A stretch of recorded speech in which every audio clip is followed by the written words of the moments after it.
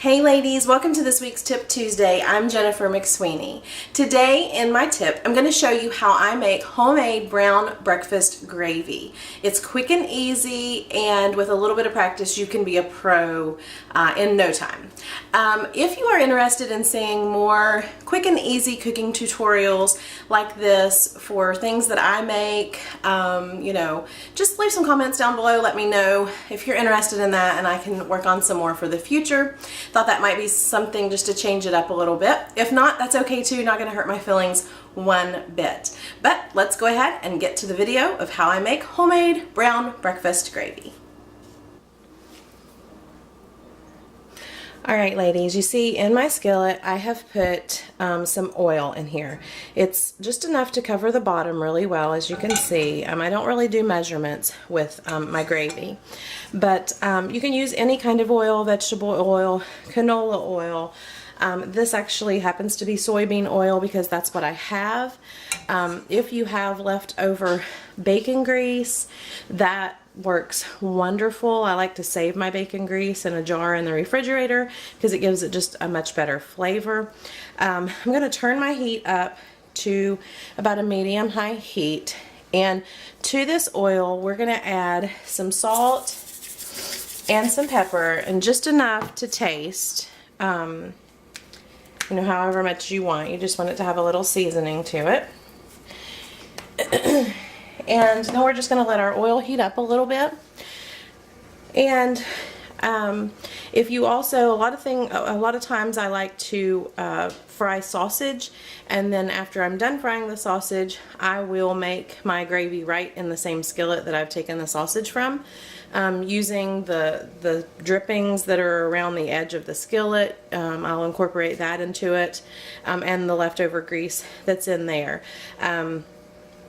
You do have to usually add a little extra grease if you're using that. Making gravy is super easy. It is something that requires a little bit of practice. The first few times I made it, I struggled a little bit. So I would recommend starting with a small batch and a small skillet and then just practicing. It's really super easy once you get the hang of it. Now that my oil has started to warm up, I'm going to add flour, and we're going to make a roux like you would for any other type of gravy. Again, I don't really have a measurement.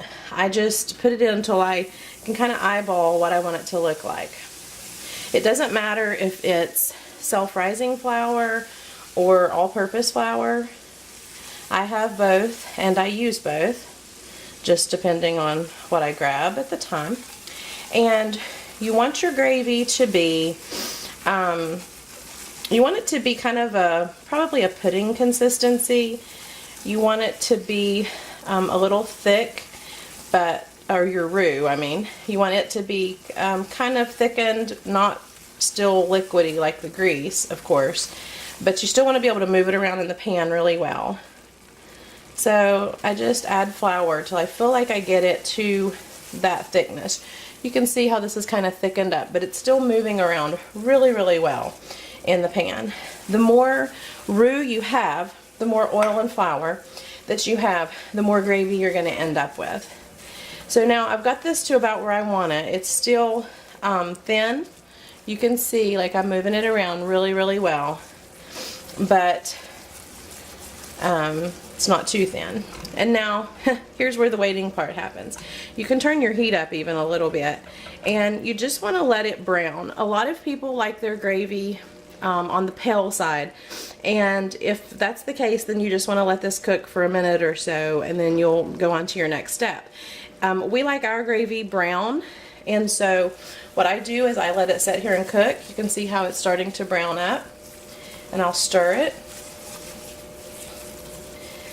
and kind of mix that together, and then I'll let it brown some more, and I keep doing that until I get it to a good rich dark brown, and that's when I'll add my milk. But the darker you let it get, the more flavor it has. I don't know, it just tastes better to us, but everyone has their own preference, so you'll find your darkness that you like, and then that's where you can finish your gravy up. Another thing is, when you're making your gravy, when you add your milk at the end, our next step, you can Add as, you know, little or as much milk as you want. Some people like their gravy really thick, so they don't add as much. And some people like it thin. We like it a little thinner, not soupy, but just a little on the thinner side. So I'll add a little more. But you can see how this is getting nice and dark, and it's starting to thicken up even more. It's getting a good, good flavor to it. And now, the next step is the one that just is, it's not tricky, but you have to pour your liquid in, you have to pour your milk in and whisk at the same time. So that's what we're going to get ready and do right now, is I'm going to, if I can get the lid off of my milk, going to start pouring in my milk. You're going to have a lot of steam, and you're just going to pour it in and whisk at the same time.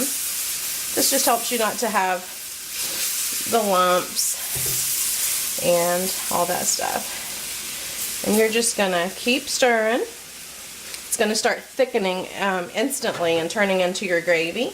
And then you're just going to keep adding liquid until you get it to the desired thickness of gravy that you like. It's really super easy. And I just set off the smoke alarm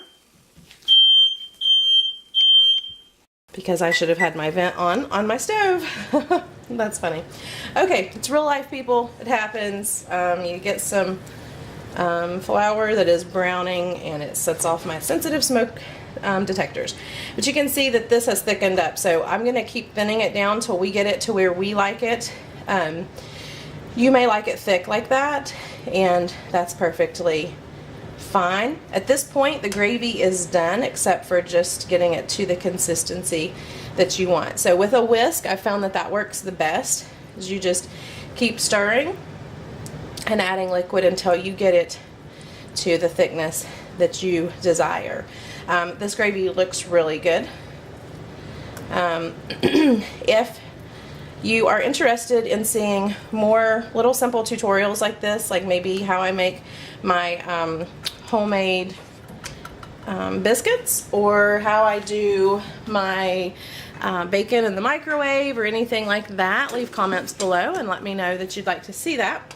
You can see here is our gravy, and it's just a great gravy consistency. Be perfect for breakfast. Super easy to make. Like I said, it just takes a little practice. The first couple of times that I did it, you know, I just had to keep working with it. So don't give up if it doesn't work out the first time. But it is super easy. Basic, just put your oil, add your salt and pepper, add your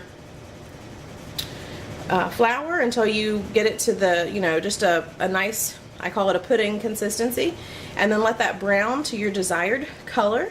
And then you just add your milk and whisk while you're adding your milk, and just takes a few minutes and you will have your delicious brown gravy. Alright ladies, that's it. How to make homemade brown breakfast gravy. If you already know how to make this and you make it all the time and are a pro, if you have any other comments or suggestions on the way you do yours, leave those down below this video for all of us to read and enjoy. And I hope that you will give this a try if you have never made brown gravy, or if you've made it before and had a little struggle with it. I hope you will take this as an opportunity to give it another try. All right, ladies, I love you. Until next time, have a great day. Bye-bye.